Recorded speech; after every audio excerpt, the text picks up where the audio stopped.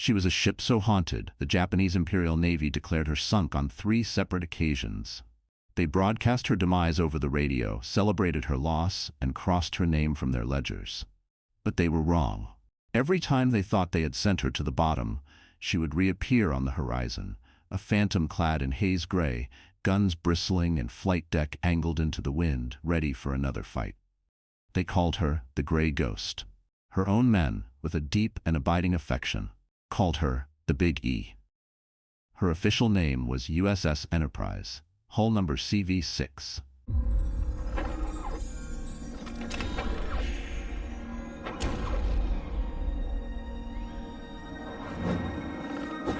Chapter 1. A Weapon for a New Age. This is the story of the most decorated warship of World War II, a lone survivor that held the line when all seemed lost and became the fighting symbol of the entire Pacific War. It is a story not just of steel and steam, but of the flesh and blood of the thousands of men who sailed in her, who fought on her, and who died for her. It is the story of a ship that, through a combination of luck, skill, and sheer bloody-minded refusal to die, carved a legend into the heart of the 20th century. Her story begins not in the fire of battle, but in the quiet calculations of a world trying to prevent another war. The 1920s and 30s were an era of treaties and limitations. The great naval powers, exhausted by the First World War, agreed to cap the size of their fleets. Under the terms of the Washington Naval Treaty, battleship construction was halted, but a new type of vessel was given a sliver of room to grow: the aircraft carrier. It was still an experimental concept, a curious hybrid of airfield and warship that many old-school admirals viewed with deep suspicion. To them, the massive guns of a battleship were the true measure of naval power. These new floating runways were fragile, unproven toys. They were wrong. In the quiet halls of the Newport News Shipbuilding and Dry Dock Company in Virginia, the future was being riveted together. The Enterprise was the second of the new Yorktown-class of carriers, vessels designed to fit within the treaty's tonnage limits while maximizing their aerial punch. These were not the colossal supercarriers we know today. Laid down in 1934, she was a creature of elegant but purposeful design. 824 feet long, from stern to bow, she displaced just under 20,000 tons. Her 4 steam turbines could push her through the water at a top speed of over 32 knots, fast enough to outrun submarines and keep pace with the fastest cruisers and destroyers. Her true power, however, lay in her capacity to carry and launch an air group of up to 90 aircraft, a fist of naval aviation that could strike an enemy hundreds of miles away, far beyond the horizon-bound range of even the largest battleship's guns. When she was launched on the 3rd of October, 1936, sliding into the James River under a gray Virginia sky, she was a marvel of modern engineering. Commissioned into the United States Navy on the 12th of May, 1938, she was armed with a defensive battery of 8 5-inch guns, capable of engaging both surface and air targets, and a smattering of smaller machine guns. It was an armament that would prove terrifyingly inadequate for the trials that lay ahead, but for the late 1930s it was state-of-the-art. The Enterprise was born, a weapon for a new, 3-dimensional form of naval warfare. Chapter 2. Shakedown and Shadows. The first years of the Enterprise's life were a period of intense learning. Carrier operations were still a new and dangerous science. Every launch and every recovery was a carefully choreographed ballet of man and machine, one where a single mistake could lead to a fiery crash, a mangled propeller, or an aircraft plunging into the sea. Her flight deck crews, clad in their color-coded jerseys, learned to work in perfect synchronization, their movements a frantic but precise routine against the constant roar of engines and the whip of the sea wind. Her pilots, flying fragile biplanes like the Grumman F-3F fighter or the Douglas TBD Devastator torpedo bomber, were a special breed of daredevils. They were learning how to navigate over the featureless expanse of the ocean, how to find their moving home in the vastness of the Pacific, and how to land on a bucking, pitching deck that was often obscured by rain or fog. The ship and her crew worked through these problems on her shakedown cruise to Rio de Janeiro, and in endless exercises off the coasts of America. They were hardening into a professional fighting unit, unaware that their training was a dress rehearsal for the deadliest conflict in human history. In 1939, as the storm clouds of war gathered over Europe and Asia, the Enterprise was transferred from the Atlantic to her new home port, Pearl Harbor, in the territory of Hawaii. The move was a strategic one, a clear signal to the expansionist empire of Japan that America's interests in the Pacific would be defended. Aboard the Big E, the lazy rhythms of peacetime service continued, but they were now underscored by a growing tension. The news from across the ocean was grim. Japan had invaded China and was casting a hungry eye over the resource-rich colonies of Southeast Asia. Their rhetoric grew more aggressive, their ambitions more transparent. The men of the Enterprise felt the change. Drills became more frequent, more intense. The ship spent more and more time at sea, practicing, watching, waiting. They were the tip of America's spear in the Pacific, a potent symbol of its naval might, but they were also profoundly vulnerable. In the vastness of the Pacific, anything could happen. As the year 1941 drew to a close, a sense of foreboding settled over the fleet at Pearl Harbor. The diplomats were still talking, but the sailors were checking their watertight doors. War felt not just possible, but inevitable. The only questions were when and where the first blow would fall. Chapter 3: A Date with Destiny. Delayed.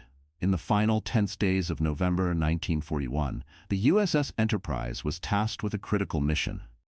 Under the command of the pugnacious and aggressive Vice Admiral William "Bull" Halsey, she and her escorting warships formed Task Force 8. Their job was to act as a high-speed ferry, delivering a squadron of 12 Marine Corps F-4F Wildcat fighters to the remote American outpost on Wake Island. It was a mission born of desperation, an attempt to bolster the Pacific's flimsy defenses before it was too late. They completed their delivery and turned back for home. Their scheduled arrival in Pearl Harbor was for the morning of Saturday, December 6th. But the Pacific, in its infinite indifference, had other plans. A vicious storm rose up, churning the sea into a gray, violent chaos. The fleet was forced to slow down, fighting against mountainous waves and screaming winds. The delay was infuriating for the sailors, who were eager for shore leave after weeks at sea. It would also be the single luckiest break in the ship's entire history. On the morning of Sunday, December 7th, 1941, the Enterprise was still about 200 miles west of Oahu, battling the remnants of the storm. As dawn broke, she began launching her own aircraft, 18 SBD Dauntless dive bombers, to fly ahead and land at Ford Island in Pearl Harbor before the main fleet arrived. As these planes approached Oahu, they flew into a scene of utter pandemonium. The sky was thick with black smoke and swarming with aircraft bearing the unfamiliar red circle of the rising sun. Their radio channels crackled with panicked, disjointed messages. "Pearl Harbor is under attack. This is no drill." The pilots of the Enterprise Air Group were among the first Americans to fight back, their dive bombers tangling with nimble Japanese Zeros in a confused, desperate melee. Several were shot down. One pilot, Ensign Manuel Gonzalez, radioed his ship with a chillingly simple message: "Please don't shoot, we are friendly aircraft." It was the first indication Halsey and the crew of the Enterprise had that something was catastrophically wrong. Soon, the full, horrifying picture became clear. The Pacific Fleet, their home, their comrades, the heart of American power in the ocean, was a blazing, twisted ruin, shattered at its moorings by a brilliantly executed surprise attack. Aboard the bridge of the Enterprise, a stunned silence gave way to a cold, hard rage. Admiral Halsey, upon receiving the full report of the devastation, gave an order that would become a rallying cry for the entire war. A signalman asked what they should do. Halsey growled his reply, broadcast to the entire task force: "Before we're through with them, the Japanese language will be spoken only in hell." That night, the wounded carrier and her escorts slipped into the smoke-filled, oil-slicked harbor, a ghost returning to a graveyard. Surrounded by the sunken husks of America's battleship row, the Enterprise was one of only a handful of capital ships to survive the attack unscathed. The age of the battleship had died in the fire and mud of Pearl Harbor.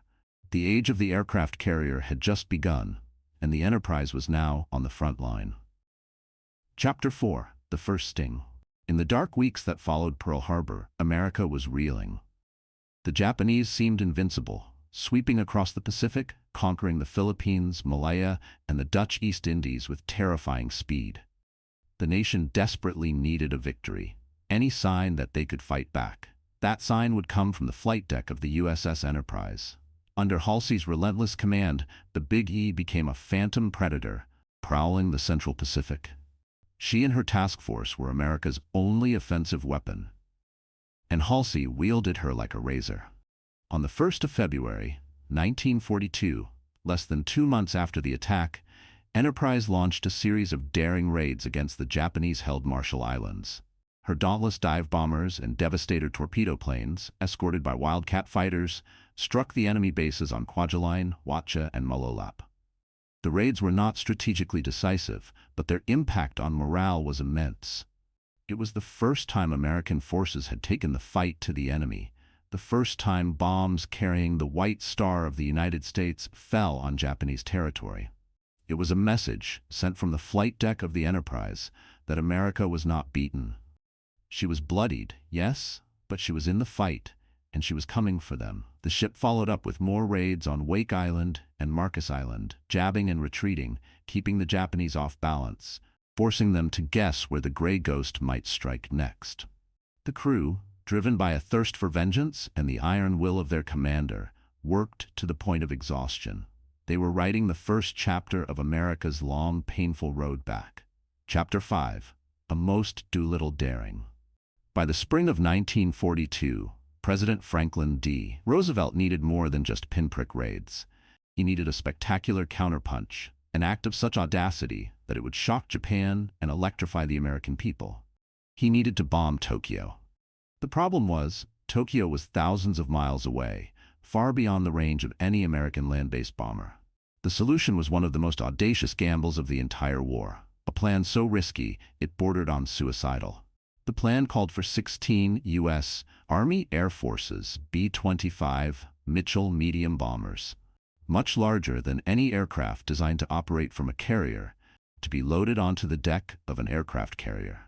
This carrier would then have to sneak across the enemy-controlled Pacific to within a few hundred miles of Japan, launch the bombers, and then run for its life. The bombers, unable to land back on the carrier, would have to continue on and try to make it to friendly airfields in China. The carrier chosen for this one-way mission was the USS Hornet, a newly commissioned sister ship to the Enterprise.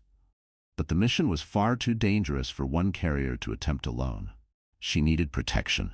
She needed an escort with experience, with speed, and with a battle-hardened crew. She needed the Enterprise. On the 2nd of April, the two carriers and their escorts rendezvoused at a secret location in the mid-Pacific. For the sailors of the Enterprise, the sight of the massive twin-tailed bombers lashed to the Hornet's deck was utterly bizarre. The plan was kept secret from all but the highest-ranking officers until they were well underway. Once revealed, the sheer, magnificent insanity of it energized the crew. This was not just another raid on a remote atoll. This was a dagger aimed at the Emperor's heart. Under Halsey's command, flying his flag from the Enterprise, the combined task force steamed west into enemy waters. The tension was suffocating. Every lookout scanned the horizon for signs of Japanese patrol boats. Every radar operator listened for the telltale electronic whisper of an approaching scout plane. The plan was to launch when they were 450 miles from Japan. But on the morning of April 18th, when they were still over 650 miles out, disaster struck. They were spotted by a Japanese picket boat. Halsey had a choice: abort the mission or launch immediately, knowing the bombers might not have enough fuel to make it to China. There was no hesitation. The order was given: launch planes. On the deck of the Hornet, Lieutenant Colonel Jimmy Doolittle powered up his engines, thundered down the impossibly short runway, and willed his heavy bomber into the air, dipping perilously close to the waves before clawing for altitude. One by one, the other 15 followed him. The Enterprise's crew watched in awe, cheering as the last bomber cleared the deck. Their part was done. As the Doolittle raiders flew west toward Japan, Task Force 16 turned and ran east at flank speed, a hornet's nest now well and truly kicked. The raid itself did little physical damage to Tokyo, but its psychological impact was shattering for Japan and a euphoric boost for America. And once again, the USS Enterprise was right there, at the tip of the spear. Chapter 6: The Bait in the Trap. The Doolittle raid, while a triumph for American morale, had an unintended and dangerous consequence. It infuriated the high command of the Imperial Japanese Navy. The fact that an American carrier had been able to approach their sacred homeland undetected was a deep personal humiliation. The architect of the Pearl Harbor attack, Admiral Isoroku Yamamoto, was now convinced that the remaining American carriers, specifically the Enterprise, had to be destroyed at all costs. He devised a plan to do just that. His plan was a masterpiece of complexity and arrogance. A massive Japanese fleet, the most powerful carrier force the world had ever seen, would attack the tiny American-held atoll of Midway. Yamamoto knew the Americans would have to respond to defend the island. When their carriers emerged to fight, his own carriers, the veterans Akagi, Kaga, Soryu, and Hiryu, would be lying in wait to ambush and annihilate them. It was a perfect trap, designed to finish the job started on December 7th. There was just one flaw in his plan. He didn't know that the Americans were reading his mail. A brilliant team of U.S. Navy cryptanalysts, led by Commander Joseph Rochefort, working in a windowless basement in Pearl Harbor known as the Hypo, had partially broken the Japanese naval code, JN-25. They couldn't read every word, but they knew the Japanese were planning a major offensive, and they were fairly certain the target was Midway. To confirm it, they cleverly instructed the Midway garrison to send an uncoded message reporting a failure in their water distillation plant. A few days later, a coded Japanese intelligence message was intercepted. It noted that the target, designated AF, was short on fresh water. The trap was sprung. Admiral Chester Nimitz, the commander of the U.S. Pacific Fleet, now knew what was coming. The problem was, he had precious little to fight with. The Japanese were coming with 4 heavy carriers. Nimitz had only 2, the Enterprise and the Hornet. A third, the USS Yorktown, sister ship to the Big E, had been severely damaged at the Battle of the Coral Sea and was limping back to Pearl Harbor. The initial damage assessment said she would need 3 months of repairs. Nimitz looked at the dockyard commander and gave him a simple order: we must have her back in 3 days. In a monumental feat of round-the-clock repair work, 1,400 yard workers swarmed over the Yorktown, patching her up just enough to get her back into the fight. On the 28th of May, 1942, the Enterprise and Hornet, under the command of Rear Admiral Raymond Spruance, who had taken over after Halsey was sidelined with a severe skin condition, slipped out of Pearl Harbor and steamed towards a point of destiny northeast of Midway, a patch of empty ocean codenamed Point Luck. A couple of days later, the miraculously repaired Yorktown followed. 3 American carriers against 4 of Japan's best. They were outnumbered and outgunned, but they had one priceless advantage: the element of surprise. They knew the Japanese were coming. The Japanese had no idea that they were sailing straight into an ambush. Chapter 7: The Flight to Nowhere. On the morning of June 4th, 1942, the battle began. Japanese planes struck Midway Island, just as predicted. As they were returning to their carriers to rearm, the first American planes attacked. These were the torpedo bombers, the TBD Devastators, launched from Enterprise, Hornet, and Yorktown. Their attack was an act of suicidal bravery. Slow, underarmed, and with notoriously unreliable torpedoes, they were torn to shreds by the Japanese Zero fighters and the blistering anti-aircraft fire from the fleet. Entire squadrons were wiped out. Of the 41 torpedo planes that attacked that morning, only 6 returned. They scored no hits. Their sacrifice, however, was not in vain. They had pulled the Japanese Combat Air Patrol down to sea level, leaving the skies high above the Japanese fleet wide open. And it was into that opening that the American dive bombers were supposed to fly. But there was a problem. The dive bombers from Hornet had flown off in the wrong direction and would miss the battle entirely. The bombers from Enterprise had also reached their initial search point and found nothing but empty ocean. The Japanese fleet was not where they were supposed to be. The Air Group commander from Enterprise, Lieutenant Commander Wade McCluskey, faced a choice that would alter the course of the war. His planes were running low on fuel. Doctrine dictated he should turn back for the carrier. But McCluskey had a hunch. He made a decision, a gut call, a gambler's throw to continue the search to the west.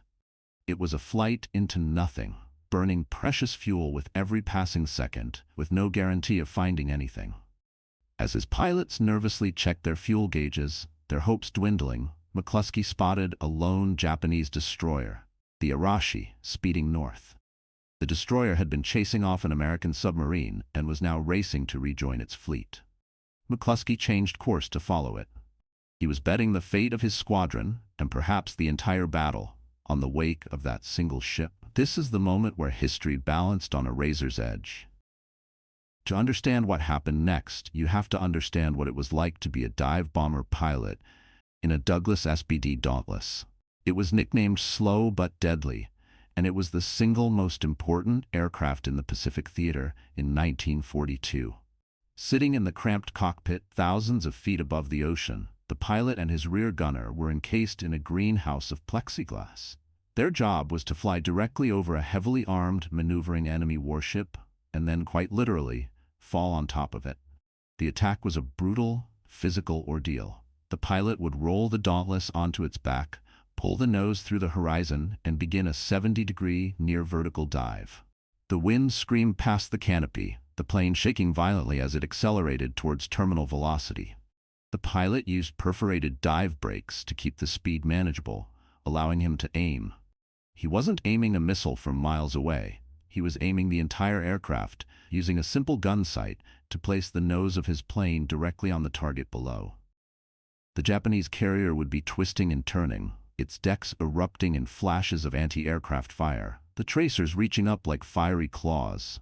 He had to hold the dive, ignoring the ground rush and the terror, until he was just a couple of thousand feet above the ship. Only then would he release his 500 or 1,000-pound bomb, and immediately pull back on the stick with all his might. The G-forces were crushing, draining the blood from his head, threatening to make him black out as the small plane fought to pull out of the dive just a few hundred feet above the waves, hopefully flying through the debris of the target he had just hit. It was a terrifying, precise, and incredibly personal form of warfare. Chapter 8. 5 Minutes of Fate. After following the Arashi's wake, Wade McCluskey and his 32 Dauntlesses from the Enterprise looked down and saw it, the entire Japanese carrier fleet. And in a moment of unbelievable, miraculous timing, dive bombers from the Yorktown appeared from another direction at the exact same instant. The Japanese carriers were at their most vulnerable. Their combat air patrol was out of position, and their decks were crowded with planes, fuel lines, and ordnance, preparing for a second strike. They were, in effect, floating powder kegs. McCluskey gave the order to attack. The Enterprise bombers split, one squadron under McCluskey himself diving on the carrier Kaga, the other under Lieutenant Dick Best taking the flagship Akagi. Simultaneously, the Yorktown planes screamed down towards the Soryu. In the space of less than 5 minutes, the course of the Pacific War was rewritten. The bombs from McCluskey's squadron tore into the Kaga. One slammed into the flight deck near the aft elevator, another hit the forward elevator, and at least 2 more exploded among the parked aircraft. The chain reaction of explosions was catastrophic, turning the carrier into a raging inferno. A few moments later, Dick Best's bomb struck the Akagi, plunging through her flight deck and exploding in the hangar below, packed with armed and fueled torpedo bombers. The flagship of the Pearl Harbor Strike Force was doomed. At the same time, the Yorktown's planes hit the Soryu with 3 direct hits, breaking her in half. In less time than it takes to drink a cup of coffee, 3 of the 4 pride of the Imperial Japanese Navy's carriers were burning, crippled, and sinking.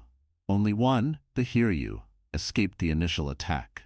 She would launch her own strikes, crippling the Yorktown, which would later be sunk by a submarine. But her reprieve was short-lived. Later that afternoon, scout planes found her. The Enterprise, now a veteran killer, launched a final strike. Her dive bombers, a composite group including pilots from the stricken Yorktown, plunged down and planted 4 bombs into the Hiryu. The last of the Midway carriers was turned into a funeral pyre. The battle was over. Japan had lost 4 of its finest carriers and the cream of its veteran pilots. America had lost 1 carrier, the Yorktown. The tide of the war had turned, and the pilots of the USS Enterprise had been the ones to turn it. Chapter 9. down the slot. The victory at Midway was stunning, but it was not the end of the war. It was, as Churchill said of another battle, perhaps the end of the beginning. The initiative had shifted. Now, America had to go on the offensive. The place they chose was a remote, jungle-choked island in the Solomon Chain, an island most had never heard of, but which would soon become infamous, Guadalcanal. In August of 1942, U.S. Marines landed on Guadalcanal to seize a critical, half-finished airfield. The battle for the island and the seas around it would become a brutal 6-month campaign of attrition, a meat grinder for both sides. The waters around the island became known as Iron Bottom Sound for the sheer number of ships that were sunk there. This was where the war in the Pacific would be won or lost, not in a single decisive battle, but in a bloody, exhausting slugging match. The Enterprise, now the most experienced carrier in the fleet, was sent south to support the Marines. The fighting was savage. The Japanese, desperate to retake the airfield, threw everything they had at the island. The U.S. Navy, stretched thin across the globe, struggled to keep the Marines supplied and protected. The carrier battles of this campaign were not the sweeping, decisive clashes of Midway. They were vicious, close-quarters brawls. During the Battle of the Eastern Solomons in late August, Enterprise's air group helped sink the Japanese light carrier Ryujo, but the Big E herself took a beating.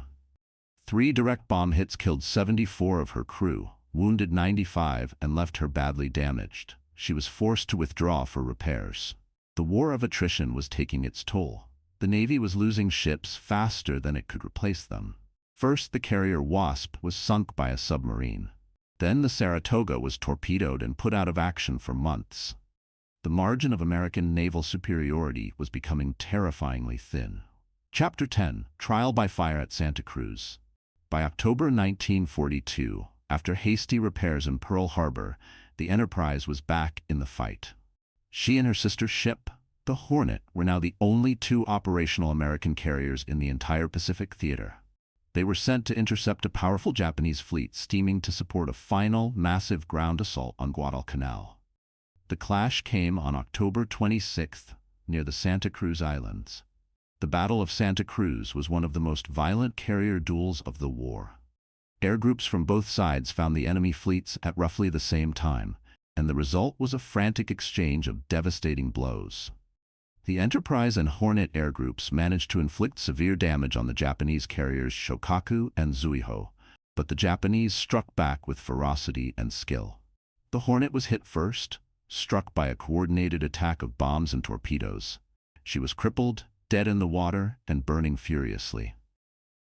Then the Japanese planes swarmed the Enterprise. The Big E maneuvered violently, her decks alive with the flash and fury of her anti-aircraft guns. But the attacks were overwhelming. A bomb smashed into her flight deck forward, another landed just feet away, blowing a hole in the deck, and a third hit further aft, penetrating deep into the ship. Fires raged, compartments flooded, and the dead and wounded littered her decks. This was the moment when the ship's survival depended not on pilots or admirals, but on small teams of men with hoses, wrenches, and unimaginable courage. The damage control teams of a World War II warship were a special kind of hero. When the bombs hit and the alarms blared, fire and flooding, they ran towards the danger, not away from it. Clad in asbestos suits and smoke masks, they plunged into black, smoke-filled compartments where the air was superheated and poisonous, and the steel bulkheads glowed red. They fought fires with foam and water, knowing that just behind the next wall could be a magazine full of ammunition, ready to explode. They waded through waist-deep, oil-slicked water in the dark, trying to plug holes in the hull with wooden wedges and anything else they could find. They were the ship's immune system, and on the Enterprise at Santa Cruz, that system was pushed to its absolute limit. They fought the fires, patched the holes, and jury-rigged the steering. They performed miracles of engineering improvisation while under constant threat of further attack. They saved the ship, but the battle was a brutal tactical defeat. The Hornet, unable to be saved, was abandoned and eventually sunk. The Enterprise was heavily damaged. The Japanese had lost no ships, though their air groups were decimated. As the wounded Enterprise limped away from the battle, a chilling reality set in. At the Battle of Santa Cruz, Enterprise was a burning wreck. Her sister ship Hornet was sinking, and for one terrifying moment, she was the only American carrier left operational in the entire Pacific Ocean. The fate of the war now rested on her damaged flight deck. Chapter 11. The Gray Ghost. There was no time for proper repairs. With the ground situation on Guadalcanal at its most critical point, the Enterprise could not be spared. Repair crews from the tender ship USS Vestal worked on her at a forward base, patching her wounds even as the crew prepared for the next battle. The forward aircraft elevator was still jammed in the up position, a gaping, twisted scar on her flight deck. She was wounded, but she was still fighting. In mid-November, she steamed back towards Guadalcanal, her flight deck crew carefully maneuvering aircraft around the massive hole. Her air group provided the crucial combat air patrol that protected the American fleet during the climactic naval Battle of Guadalcanal, a chaotic, brutal series of night battles that ultimately broke the back of the Japanese effort to retake the island. Her planes helped sink the Japanese battleship Hiei and numerous transport ships, sealing the fate of the Japanese army on the island. It was during this desperate period, from October to November of 1942, that the Enterprise truly earned her legend. The Japanese, having seen her damaged at Eastern Solomons and again at Santa Cruz, were convinced she must have sunk. Propaganda radio from Tokyo Rose gleefully announced her destruction on multiple occasions. And yet here she was, still launching planes, still killing their ships. She became a phantom, a ghost ship that could not be killed. The name stuck. To the Japanese, she was the Gray Ghost.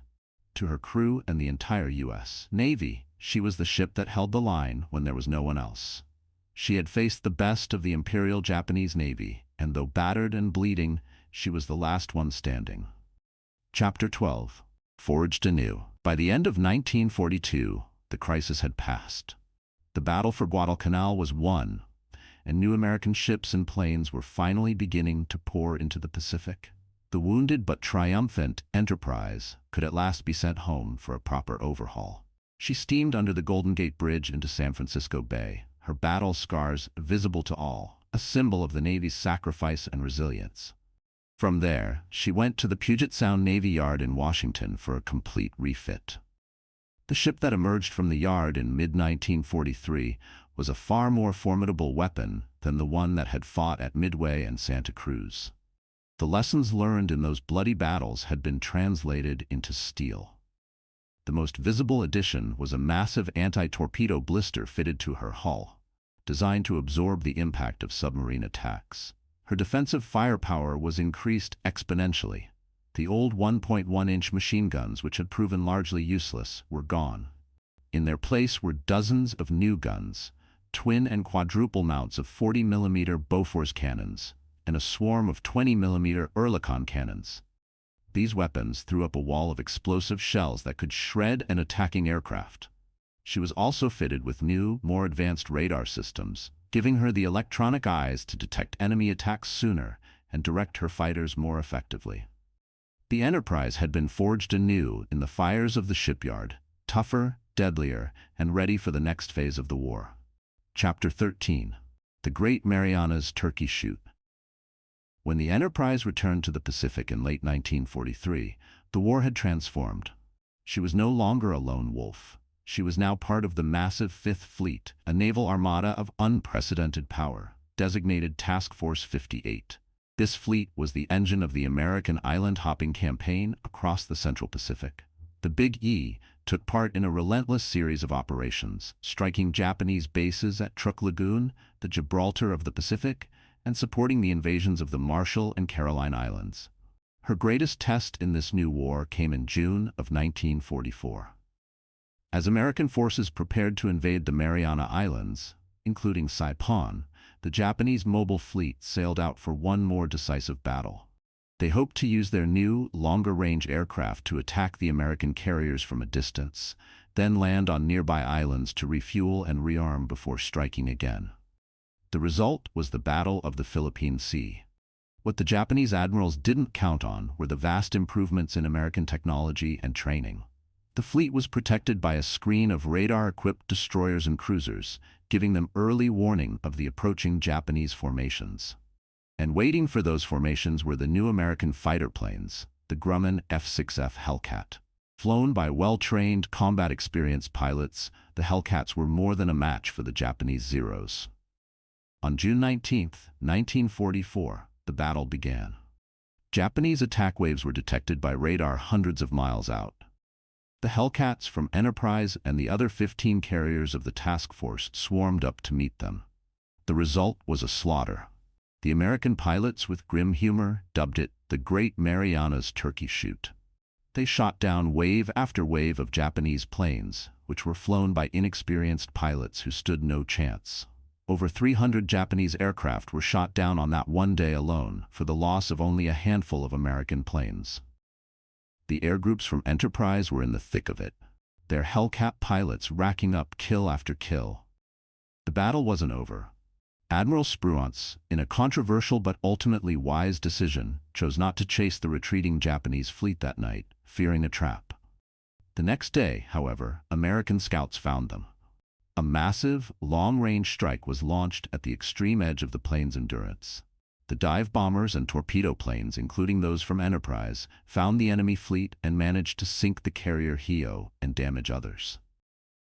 But now they faced a terrifying problem. A long, dark flight home with their fuel gauges on empty. What followed was the famous Mission Beyond Darkness. Admiral Mark Mitcher, the carrier task force commander, made the dangerous decision to turn on the lights, illuminating his entire fleet with searchlights and deck lights to guide the desperate pilots home. Planes landed on any available deck, crash landing, running out of fuel, ditching in the sea. It was chaos, but it saved the lives of most of the airmen. The Battle of the Philippine Sea was a crushing, irreversible defeat for Japan. Their naval air power was broken forever. Chapter 14. The Return of the Fleet. 4 months later, in October of 1944, the Enterprise took part in the largest naval battle in human history, the Battle of Leyte Gulf.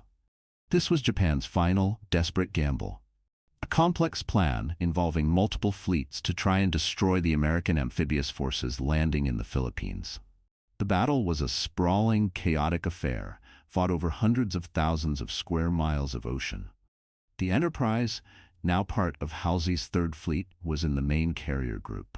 Her planes took part in the Battle of the Sibuyan Sea, where wave after wave of American aircraft pounded the Japanese center force, eventually sinking the mightiest battleship ever built, the Musashi. Later, when a decoy Japanese carrier force was spotted to the north, Halsey took his entire fleet, including the Enterprise, in pursuit. This decision left the American landing beaches unguarded and nearly led to disaster. But for the carriers, it was the final act of vengeance. The Japanese force was a hollow shell, carriers with barely any planes or pilots left. In the ensuing battle off Cape Engano, aircraft from Enterprise and the other carriers pounced on the hapless enemy, sinking all 4 of the Japanese carriers, including the Zuikaku, the last survivor of the 6 carriers that had attacked Pearl Harbor. The circle was now complete. The Imperial Japanese Navy's carrier arm, which had begun the war as the most feared in the world, had ceased to exist as an effective fighting force. Chapter 15. The Divine Wind. With the Japanese fleet shattered, the war entered its final, most brutal phase. The U.S. Navy could now sail where it pleased, bringing the war directly to Japan's doorstep. But the Japanese had one last, terrifying weapon to unleash. It was not a new ship or a new plane, but a new tactic, born of fanaticism and desperation, the kamikaze. The kamikaze, or divine wind, were suicide attacks by pilots who would deliberately crash their explosive-laden aircraft into American ships. The first organized kamikaze attacks occurred during the Battle of Leyte Gulf, and they shocked the American sailors with their terrifying effectiveness. A warship could be designed to withstand bombs and torpedoes, but it was not designed to withstand the impact of a 5,000-pound airplane, filled with fuel and a bomb, deliberately flown into its most vulnerable areas. For the crew of the Enterprise, the threat of the kamikaze changed everything. The fighting was no longer something that happened hundreds of miles away, conducted by their pilots. Now the danger was immediate, personal, and constant. The ship itself was the target. Life became a series of grueling watches under a state of permanent alert. Every unidentified plane on the radar, Every dot on the horizon was a potential angel of death.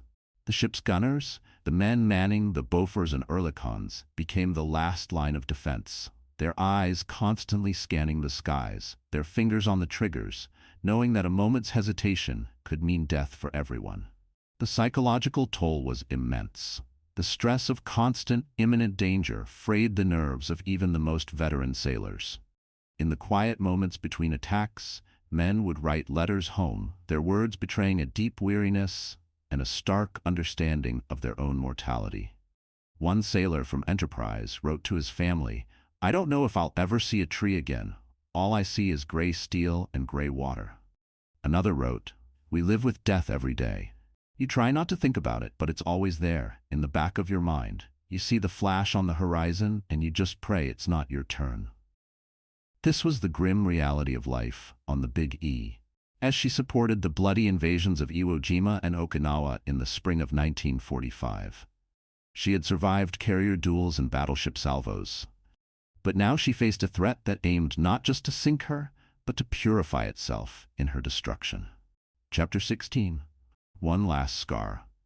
Through the Okinawa campaign, the Enterprise seemed to lead a charmed life. Kamikaze struck ships all around her, but the Big E fought them off, her gunners becoming brutally efficient, splashing attacker after attacker. On April 11th, she was hit by one, but the damage was not severe. She absorbed the blow, put out the fires, and kept on fighting. It seemed her luck was holding. It ran out on the morning of May 14th, 1945. The Enterprise was on station off the coast of Kyushu, Japan. The sky was overcast, providing perfect cover for an attacker.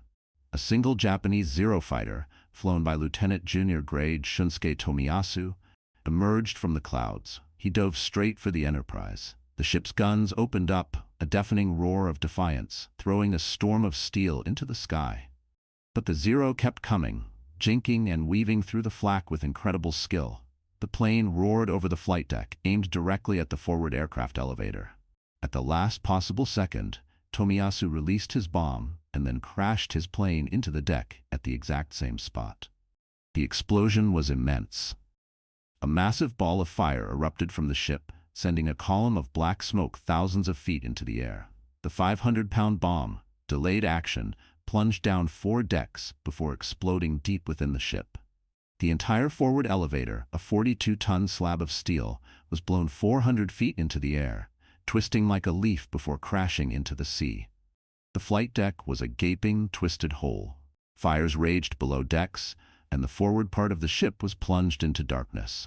14 men were killed, and many more were wounded. The Enterprise was grievously wounded. Once again, her damage control teams went to work, fighting the fires and tending to the wounded. They stabilized the ship, but the damage was too severe to be repaired at sea. Her war was over. The Kamikaze had done what the rest of the Japanese Navy could not.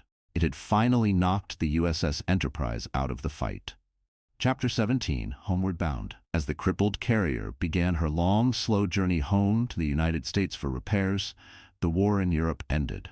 The crew listened to the news on the radio, a world away from the celebrations. Their war was still very much alive. They arrived at the Puget Sound Navy Yard, the great gaping wound on their flight deck, a testament to the ferocity of the final battles. She was still in the yard on August 15, 1945, when the news came. Japan had surrendered. The war was over. For the men of the Enterprise, it was a moment of profound, quiet relief. The killing was done. They had survived. The ship that had been there on the first day was still afloat on the last. She was too damaged to be present in Tokyo Bay for the official surrender ceremony, but no ship had done more to make that ceremony possible. Her victory was etched into every dent in her hull, every scar on her decks, and in the memories of the men who had called her home. Chapter 18. Operation Magic Carpet. After her repairs were completed, the USS Enterprise had one final mission to perform. She was not a warship anymore. She was a transport. As part of Operation Magic Carpet, the massive effort to bring millions of American servicemen home from the far-flung theaters of war, the Big E was fitted with extra bunks and turned into a troop ship. She steamed across the Atlantic, not the Pacific, bringing home thousands of soldiers from Europe. For the men she carried, riding on the famous Big E was an honor. They stood on the flight deck where the heroes of Midway had launched. They slept in compartments that had once housed the carrier's sailors and airmen. For the ship herself, it was a peaceful end to a violent life. The decks that had once echoed with the roar of aircraft engines and the thunder of guns were now filled with the laughter and songs of men going home. She made several trips, a magic carpet of gray steel, her final service to her country, a mission of peace. Chapter 19. A Legend Betrayed. In 1946, after bringing home over 10,000 veterans, the Enterprise was ordered to the New York Naval Shipyard. Her wartime journey was over. On February 17, 1947, the most decorated ship of the war was decommissioned. The flag was lowered, the crew departed, and she fell silent, joining the ranks of the mothball fleet. But a ship with such a history could not be forgotten. As the years passed, a movement began to save her. Her last wartime commander, the legendary Admiral Halsey, led a national campaign to preserve the Enterprise as a national memorial, a museum ship to be permanently docked in Washington, D.C. Schoolchildren collected dimes and quarters. Veterans wrote letters. The Big E had a place in the nation's heart. But the price of preservation was high. The fundraising efforts, despite their passion, fell short of the amount needed to maintain such a large vessel. The Navy, needing the funds and the space for its new generation of carriers, could wait no longer. In 1958, the tragic decision was made. The USS Enterprise was sold for scrap. She was towed to the scrapyard in Kearny, New Jersey. The process was slow and brutal. The torches of the shipbreakers cut into the steel that had survived bombs and torpedoes. They tore apart the flight deck that had launched the Doolittle raiders. They dismantled the bridge from which Halsey and Spruance had commanded. Piece by piece, the ship that had refused to die was unmade, her mighty form reduced to piles of scrap metal, destined to be melted down and turned into cars and refrigerators. It was an ignominious end for a legend. Chapter 20. Echoes of the Big E. The ship is gone, but the legend of the USS Enterprise endures. Some pieces of her were saved. Her 16,000-pound anchor rests at the Washington Navy Yard. Her ship's bell is at the U.S. Naval Academy. Her nameplate and other artifacts are preserved in museums. But her true legacy is not in these scattered relics. It is in the history she wrote across the Pacific Ocean. It is in the 20 battle stars she earned, more than any other ship in the war. It is in the battles she won, the crises she survived, and the line she held when all was nearly lost. The spirit of the Big E lived on. Just a few years after she was scrapped, a new USS Enterprise was launched, CVN-65, the world's first nuclear-powered aircraft carrier. She would serve for 51 years, a worthy successor to the name. And soon, a third carrier to bear the name CVN-80, a new Ford-class supercarrier, will join the fleet, ensuring that the name Enterprise continues to sail the seas in defense of its nation. Ships, even the greatest of them, are mortal. They are born of steel, and to steel they eventually return. But the stories they create, the courage of the crews who sail them, and the legacy of their deeds can achieve a kind of immortality. So when we look at the great ships of today, it's worth remembering the ghosts they sail with, the legends that came before. We couldn't save the ship itself, but we can, and we must save the story. It's the only part of the Big E that is truly unsinkable.